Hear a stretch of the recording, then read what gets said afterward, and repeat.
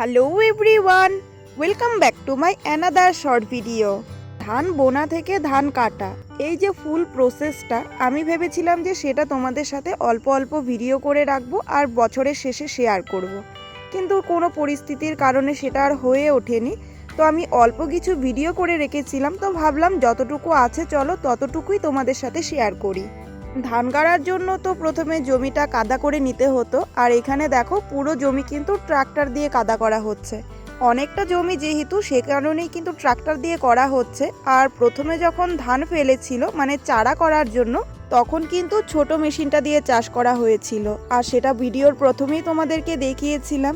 ধান গাছগুলো গাড়ার 1-1.5 মাসের মাথাতেই তো ধান গাছগুলো বেশ বড় হয়ে গিয়েছিল, আর তার 2-3 মাস পরে দেখো ধান পুরো পেকেও গিয়েছে। এখন তো সব ধান গাছ কেটে ফেলা হয়েছে জমিতে, আর সেগুলোকে আটি বেঁধে কিন্তু এখন বাড়িতে নিয়ে আসা হচ্ছে।